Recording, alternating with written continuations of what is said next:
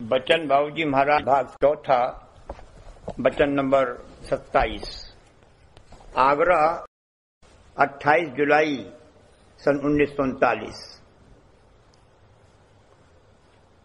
मालिक पर भरोसा रखकर और उसका आधार लेकर जीवन व्यतीत करना उत्तम जीवन है।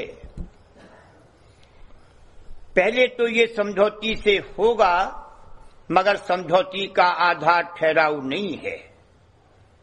जब मौज से माफकत करने लगेगा और शरण लेगा, तब वो आधार दृढ़ होगा। शरण में बड़ा आनंद है। मालिक पर भरोसा रखकर और उसका आधार अंतर में लेकर जीवन व्यतीत करना उत्तम जीवन है। इससे बढ़कर किसी और चीज में सहूलियत और रस व आनंद नहीं है। शुरू में तो ये आधार समझौती से ही होगा, लेकिन अगर महज समझौती पर ही मालिक का भरोसा और आधार कायम है तो वो ठहरेगा नहीं। कोई उल्टी सुल्टी हालत आई कि डिग जाएगा, और ऐसी हालतें आया ही करती हैं। शरीर में ही अगर ऐसा कोई क्लेश या कष्ट आया तो बर्दाश्त से बाहर है, तो धीरज नहीं रह सकता। जिसके पास आज करोड़ों रुपया है, कल उस पर ऐसी हालत आयद हो सकती है कि खाने को तरसे और बिलखे। समझौती के अलावा कोई और चीज है जिसमें अगर मालिक का भरोसा आ जाए तो कैसी ही हालत गुजरे, हमेशा मौज से माफकत करेगा और धीरज व इस्तकलाल नहीं खोएगा। इसलिए समझौती के अलावा जिस कदर हो सके अंतर के अंतर में मालिक की समर्थता और दया पर विश्वास पैदा होना चाहिए। और ये जब तक कर्म नहीं कटेंगे और कम नहीं होंगे तब तक नहीं हो सकता। कार्रवाई करने की ताकत जो पैदा हो गई है वही कर्म और कर्म का सिलसिला है।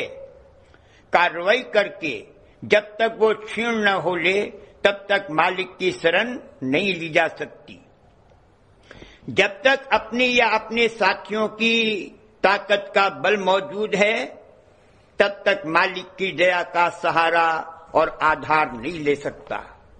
जब अंतर में इस बात का विश्वास और निश्चय आ जावे कि संसार में कोई चीज, धन संपत्ति, हुकूमत, ओहदा, भाई बंधु, कुटुंब परिवार वगैरह कुछ भी हमको वक्त जरूरत पर काम नहीं दे सकते और इनकी मदद की उम्मीद करना बेवकूफी है, तब मालिक की शरण ढूंढेगा और लेगा।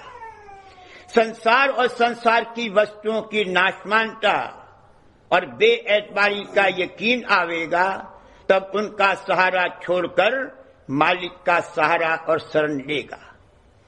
शरण में इस कदर ऐशो आराम और सहूलियत है कि उसका बयान नहीं किया जा सकता। शरण की महिमा और सराहना में यहां तक कह दिया है कि यह चीज संतों को भी नहीं मिली, वे आप बन बैठे। शरण में जो आराम है वह उनको नहीं मिला, वो सिर्फ जीवों के भाग में आया है। इसका ये मतलब नहीं है कि उनको सब चीजें मिली या प्राप्त हैं, सिर्फ एक चीज की कमी है। संतों को किसी चीज की जरूरत नहीं है, वे हर्ष और आनंद के सागर हैं, और हर्ष और आनंद ही तो सबका मतलब और नतीजा है। शरण भी लेते हैं तो इसीलिए कि सुख, रस, आनंद और हर्ष प्राप्त हो। ये सिर्फ चौथ की बोली में कहा गया है। सच्चे परमार्थ और भक्तजन जो परमार्थ और भक्ति कर रहे हैं उनकी किस कदर महिमा है उसको जाहिर करने के लिए ये संतों की बोली में कहा है। आशिकों ने अपनी बोली में कहा है कि जो रस और मजा वस्त्र के पहले है वो वस्त्र होने पर नहीं है। जिक्र ऐश व अज ऐश, ऐश व आराम का जिक्र और ख्याल करने से में जो लुत्फ आता है वो ऐश उठाने में नहीं आता। शरण में बड़ा आनंद है। संसार और स्वार्थ के कामों में भी सहूलियत होगी और परमात्मा भी रसदायक व आनंददायक बन जाएगा। लेकिन अगर इम्तिहान करने के वास्ते शरण ली जाती है या किस शरण में दावा किया जाता है तो मालिक शरण नहीं देगा। शरण में किसी बात का दावा नहीं होता।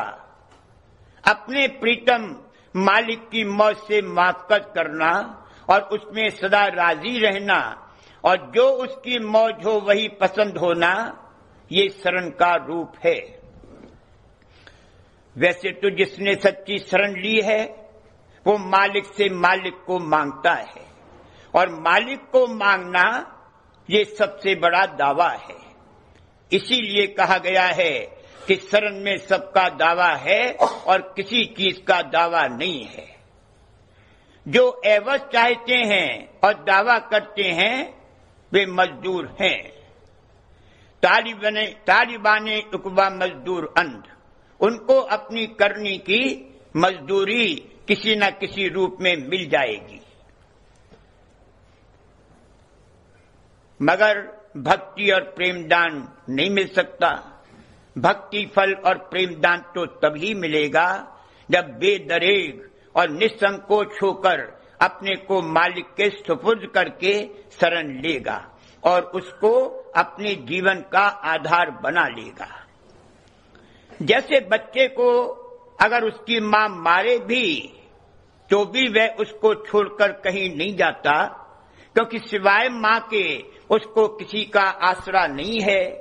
उसी तरह से जिसने मालिक की शरण और आधार लिया है वो सच्चा भक्त है।